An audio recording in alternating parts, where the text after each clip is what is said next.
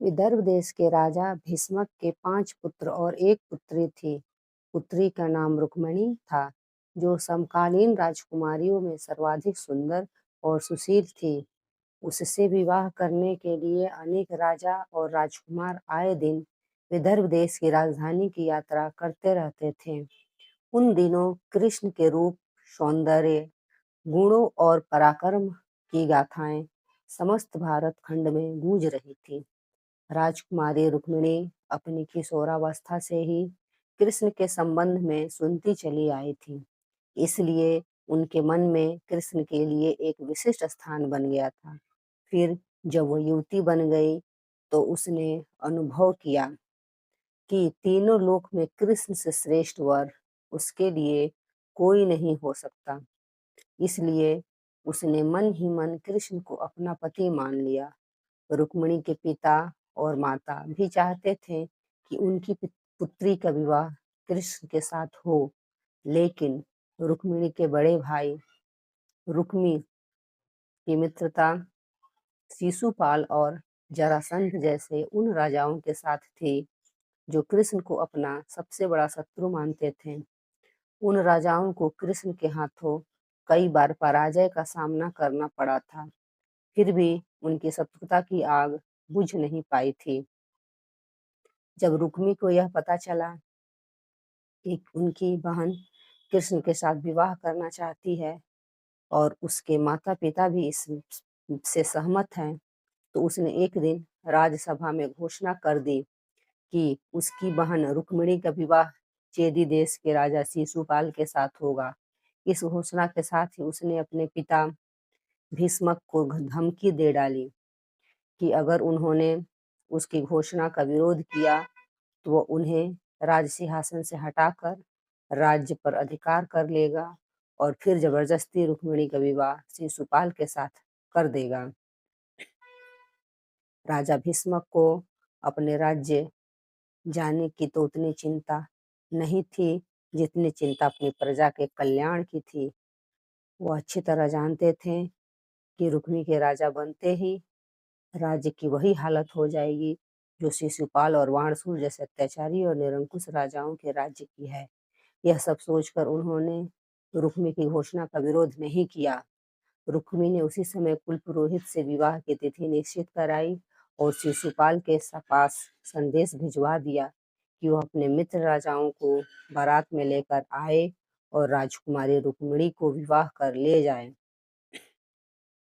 जब रुक्मिणी को अपने बड़े भाई की इस करतूत का पता चला तो वह बहुत दुखी हुई। उसने मन ही मन कृष्ण को अपना पति मान लिया था और यह आर्य कन्याओं के धर्म के विरुद्ध था कि जिसे वह पति के रूप में वर्ण कर ले, उसके होते हुए किसी दूसरे व्यक्ति को अपना पति बनाए। सोच विचार करने के बाद उसने अपने एक विश्वस्त ब्राह्मण को बुलाया और उससे कहा कि वह द्वारिका में कृष्ण के पास जाए और वह उन्हें यह संदेश दे दे कि रुक्मिणी वर्षों पहले से उनका अपने पति के रूप में वर्ण कर चुकी है, लेकिन उसका बड़ा भाई रुक्मी बलपूर्वक उसका विवाह शिशुपाल के साथ कर देना चाहता है। इसलिए कृष्ण आए और उसका हरण करके ले जाएं। यदि वह ना आए तो वह अपने प्राणों का अंत कर देगी। रुक्मिणी का संदेश लेकर ब्राह्मण उसी समय द्वारिका की ओर चल दिया और कुछ दिनों बाद द्वारिका में पहुंच गया।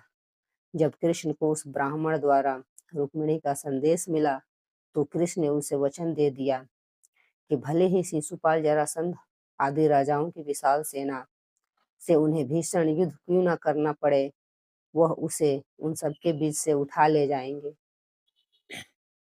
कृष्ण ने उसी समय अपनी सारथी को रथ तैयार करने की आज्ञा दी और ब्राह्मण को साथ लेकर कुंडिनपुर की ओर चल पड़े। कृष्ण के जाते ही बलराम को उनके कुंडिनपुर जाने की सूचना मिल गई। उन्होंने यादवों की सेना की एक विशाल शक्तिशाली टुकड़ी को अपने साथ चलने का आदेश दिया और द्वारिका से इतनी तेजी से प्रस्थान किया कि वह भी सेना सहित कृष्ण के पीछे पीछे ही कुंडिनपुर पहुंच गए। कृष्ण और बलराम के पहुंचने से पहले ही शिशुपाल अपने साथी राजाओं की विशाल सेना के साथ कुंडिनपुर पहुंच चुका था। शिशुपाल के मित्र जरासंध, साल्व, पौंड्रक, दंत वकफ और विदुरथ आदि अनेक राजाओं की कई अक्षौहिणी सेना बारात में सम्मिलित थी। विवाह के दिन सुबह ही परंपरा के अनुसार रुक्मिणी अपनी सहेलियों तथा अन्य महिलाओं के साथ गौरी पूजन के लिए नगर से बाहर बनाए गए मंदिर में पूजा करने गई। रुक्मिणी के संदेश वाहक ब्राह्मण द्वारा कृष्ण को इस बात का पता चल चुका था, इसलिए वह रथ लेकर मंदिर के पीछे पहुंच गए। पूजा करने के बाद रुक्मिणी जैसे ही मंदिर से निकली, कृष्ण ने उन्हें उठाकर अपने रथ में बैठा लिया। रुक्मिणी के साथ आए सैनिक देखते ही रह गए। जब शिशुपाल और उसके साथी राजाओं को रुक्मिणी हरण का समाचार मिला, तो वे अपनी अपनी विशाल सेना लेकर कृष्ण को पकड़ने के लिए चल दिए। रुक्मिणी का बड़ा भाई रुक्मी भी अपने चारों भाइयों और अपनी सेना के साथ कृष्ण के पीछे पीछे चल दिया। नगर से कुछ दूर निकलते ही यादवों की सेना दिखाई देने लगी। अपने पीछे आती हुई सेनाओं को देखते ही बलराम ने अपनी सेना को आदेश दिया कि आक्रमणकारी सेनाओं को खदेड़ कर भगा दो।